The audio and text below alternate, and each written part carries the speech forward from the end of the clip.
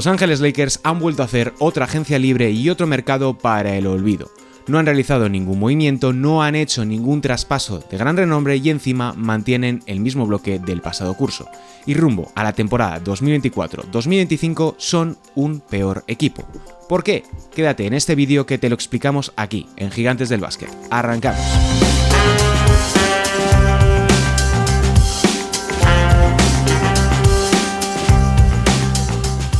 El objetivo de este vídeo es tratar de explicar por qué Los Ángeles Lakers son un peor equipo respecto de la temporada pasada y así justificar un poco ese titular que engloba todo lo que viene siendo este vídeo. Y es que, a mi modo de ver, cuando un equipo como los Lakers no realiza ningún movimiento, no se mueve dentro del mercado ni para mejorar, ni para ser mejores a futuro, por ejemplo, consiguiendo liberar ciertos salarios, se colocan en una posición muy complicada, más en un contexto como la Conferencia Oeste, donde el nivel no hace más que crecer año tras año tras año. Si quedó una conclusión clara, si se podía sacar una conclusión clara de lo que había ocurrido durante la última campaña en los Lakers, es que necesitaban un cambio de rumbo. Independientemente de lo que pudiera suceder con Darvin Ham, que se decía que había perdido el vestuario, o después incluso de haber ganado el In-Season Tournament, cambiar el entrenador no siempre es la solución. Probablemente una construcción diferente de plantilla, un giro de concepto o de filosofía podía haber sido lo necesario dentro de este momento que pasan los Lakers.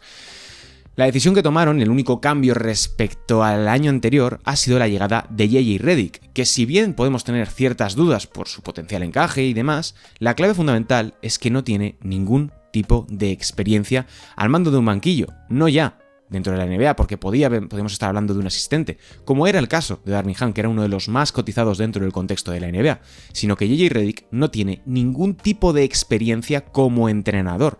Lo máximo que ha hecho ha sido dirigir a equipos casi de categoría pre-Benjamín o Benjamín en una escuela dentro del estado de Nueva York, en Brooklyn. Así que vamos a tratar de explicar qué han hecho los Lakers en este verano, qué han hecho en esta offseason, porque claro, si simplemente tratamos de responder a esta pregunta, acabamos bien rápido el vídeo, porque han hecho 0 unidades de movimientos en la agencia libre o en el mercado de traspasos.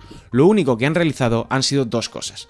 1. Firmar a sus jugadores elegidos en el draft, Bronny James y Dalton Nets, y segundo, a sus contratos two-way, a los jugadores que combinan la G-League, la Liga de Desarrollo de Estados Unidos, de la NBA, con el primer equipo, que en este caso son Los Ángeles Lakers.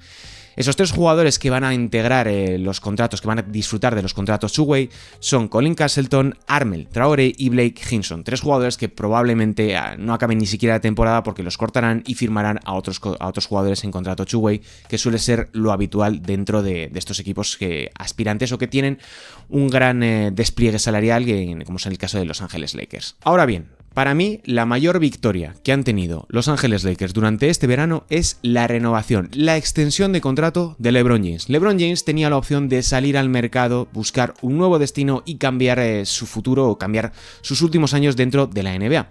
Ahora bien, lo que ha sucedido, como ya todo el mundo sabe, es que LeBron James renovó por 101 millones con Los Ángeles Lakers. Esto tiene cierta trampa, ¿vale? Porque LeBron James ha firmado en 1+1. Eso se traduce que el verano que viene LeBron James volverá a ser agente libre, lo cual le permitirá volver a firmar un nuevo contrato con una extensión de 1+1 y seguir aumentando sus ganancias y sus beneficios como jugador. Esta estrategia de 1+1 se explica a través de los derechos verde.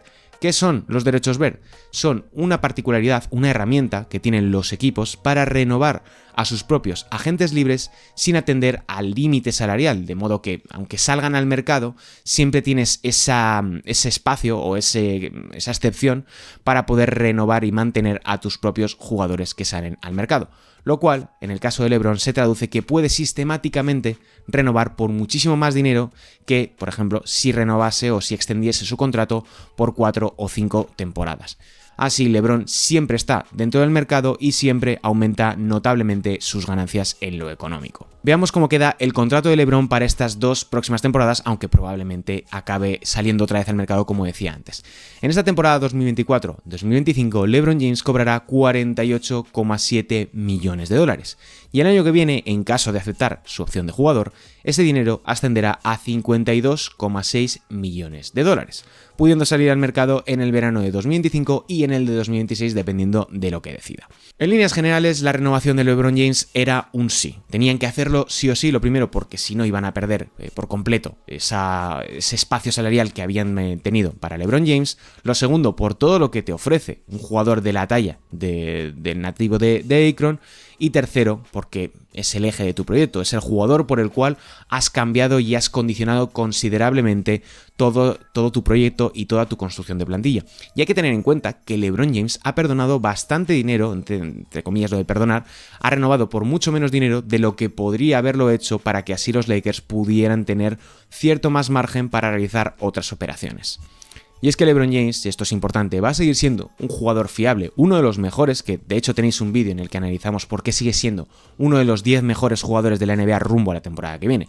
No obstante, y aquí hay que tenerlo bastante en cuenta, una de las razones por las cuales LeBron ha demorado tanto su extensión de contrato o ha tardado tanto o ha jugado un poco con el me voy y me quedo es con la posibilidad de elegir a su hijo Bronny James en el draft, cosa que ya sabemos que ocurrió.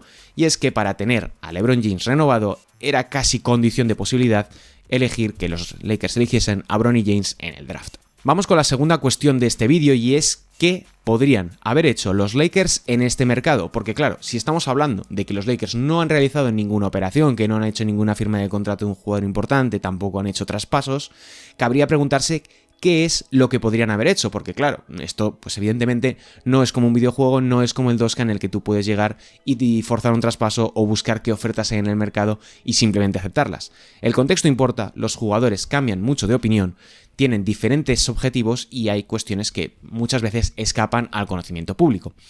Su verano, y esto es muy importante y hay que tenerlo muy en cuenta para los aficionados de los Lakers, su verano ha estado condicionadísimo por lo que ocurrió el año pasado, en 2023.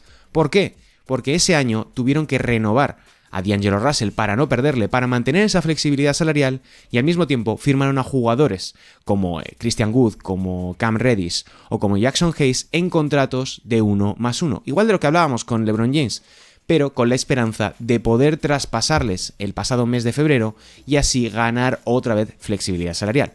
Lo que ha ocurrido es que no los movieron y ahora estos jugadores han aceptado su opción de jugador y se mantendrán dentro del equipo de Los Ángeles Lakers. Ya fuese porque no quisieron o porque no pudieron, ahora se van a tener que comer el contrato de D'Angelo Russell, de Jackson Hayes, de Christian Wood y de Cam Reddish, lo cual ha demostrado, y ya hemos visto esta última temporada, que no es el mejor acompañante en lo deportivo para el futuro de Los Ángeles Lakers. Quizá otros perfiles hubieran encajado mejor o podrían haberlos conseguido o habrían podido conseguir otros perfiles que salarialmente tuviesen o les ofreciesen unas mayores opciones para poder mejorar el equipo a futuro. Mi opinión por la cual yo creo que los Lakers decidieron mantener tanto a D'Angelo como a Jackson Hayes, Christian Wood y Cam Reddish es porque iban a utilizar a esos contratos, sobre todo en el caso de D'Lo, en el caso de D'Angelo Russell, para realizar sign and trades, para conseguir un jugador que fuese agente libre por medio de un traspaso.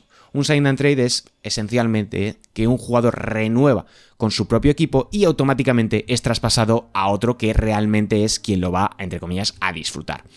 Aquí entran los casos pues, de DeMar DeRozan, de Klay Thompson o incluso de Paul George en caso de que hubiese querido cambiar simplemente de equipo dentro de Los Ángeles. Yo creo que las opciones del mercado de los Lakers quedaron muy condicionadas por esta apuesta, por esa capacidad de convicción, que sobre todo en el caso de DeMar DeRozan pareció en muchos momentos que era posible, aunque finalmente acabase firmando por los Sacramento Kings también con un sign and trade. Ahora la clave fundamental es ver si los Lakers serán capaces de mover el contrato de D'Angelo Russell antes de que termine esta temporada, porque en caso de que no lo hagan, en caso de que se, digamos entre comillas, se lo coman en el mes de febrero, lo que ocurrirá, y lo más seguro, es que los Lakers acaben renovando otra vez a D'Angelo Russell precisamente por ese miedo a perder ese espacio salarial, a perder a un jugador sin la capacidad de traer a otro de igual valor o un poquito parecido. Y otra de las claves son las que quiero hablar es, vale, muchos aficionados se estaban preguntando, Rob Pelinka, que es el general manager de los Lakers, no se ha movido porque no ha podido o porque no ha querido.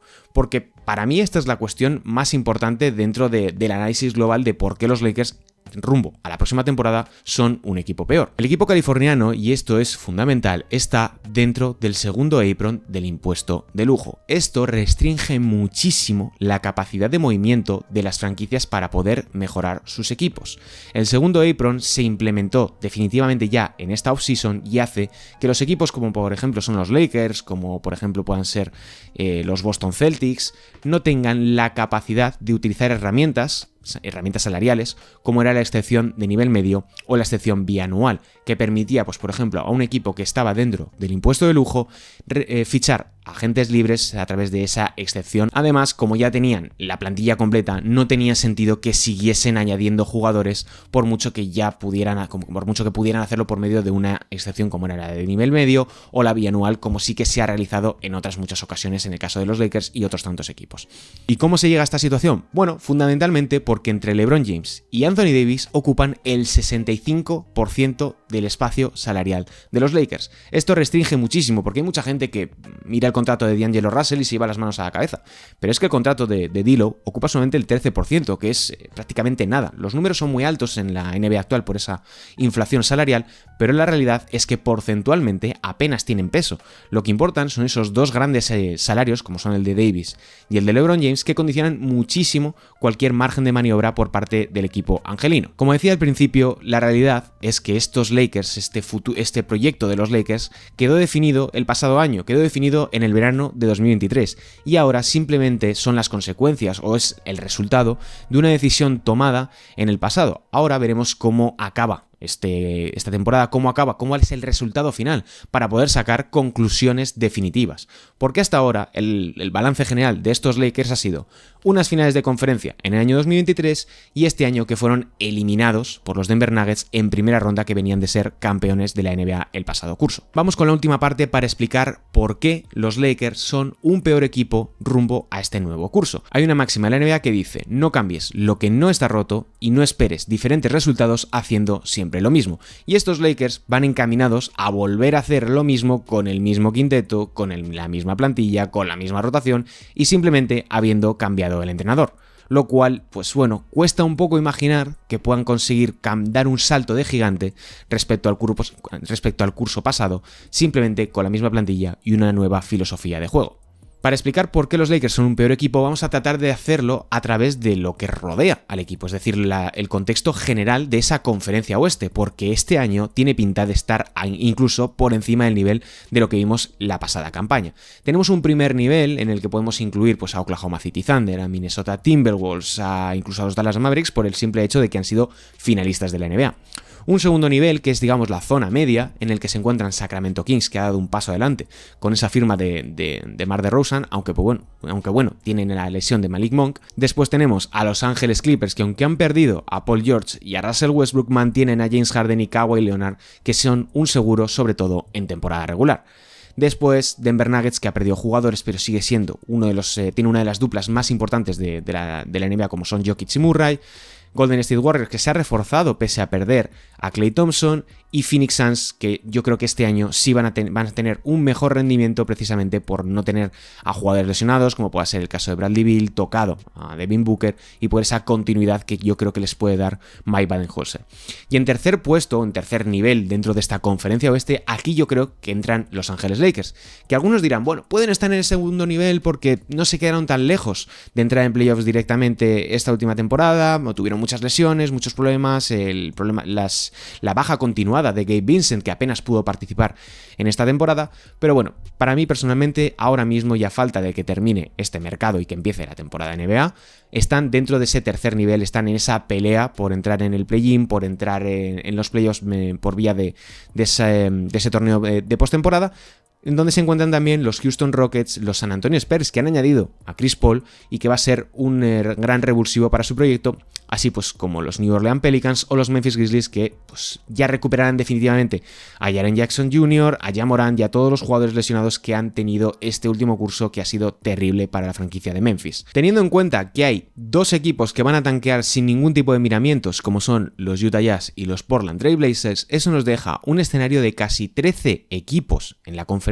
oeste peleando por 6 plazas para los playoffs y otras 4 para el play-in, lo cual es una competitividad, un escenario muy complejo para una plantilla donde Anthony Davis es la figura principal y LeBron James es un jugador que va a cumplir 40 años en este mes de diciembre y que probablemente en algún momento va a tener que bajar o bien su minutaje o bien su relevancia a nivel ofensivo, lo cual afecta en cierta medida y en definitiva al rendimiento global de un equipo que va a depender, pues, en segundo nivel de D'Angelo Russell, de Austin Reeves, jugadores menores como Rui Hachimura, Jared Vanderbilt o Gabe Vincent, como decía antes. Atendiendo a lo que ha ocurrido en estas últimas temporadas, los Lakers, para poder entrar directamente en playoffs, tendrían que ganar 50 partidos en temporada regular. ¿Qué ha ocurrido en toda la era de LeBron en el equipo angelino? Que solamente lo han conseguido en una ocasión. Solamente han conseguido en una ocasión superar ese umbral, digamos, como del 58-60% de victorias.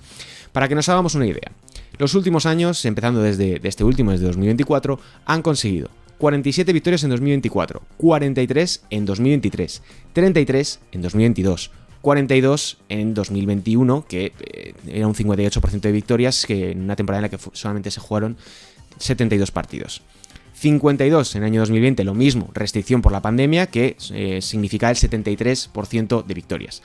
Y 37 en la 2018-2019, que fue la primera de LeBron James en el equipo angelino. Pinta complicado que los Lakers puedan codearse con la élite de la NBA rumbo a esta próxima temporada, salvo que haya lesiones por la parte de arriba entre los principales aspirantes, como pueda ser Minnesota, Oklahoma, Dallas o incluso Denver Nuggets, y más con un LeBron que va camino de cumplir 40 años este mes de diciembre, como decía antes, un Anthony Davis que es siempre una incógnita y un grupo de jóvenes que todavía queda mucho para que puedan estar en disposición de ser una primera espada o unos jugadores que marquen definitivamente la diferencia en un plantel de primer nivel en la NBA actual. ¿Cómo lo pueden hacer los Lakers rumbo a esta temporada 2024-2025? ¿Realmente piensas que este mercado del equipo angelino ha sido tan malo? ¿Qué podrían hacer o qué pudieron hacer durante este verano para poder mejorar, o qué crees que puede suceder rumbo a ese cierre del mercado de traspasos que queda ya muy lejos en el horizonte del mes de febrero de 2025, pero que seguirá siendo fundamental y marcará la actualidad del equipo angelino de aquí hasta que lleguemos a ese punto? Déjanoslo en comentarios, no te olvides de suscribirte y seguirnos para más contenido aquí en Gigantes del Básquet. Un saludo y hasta la próxima.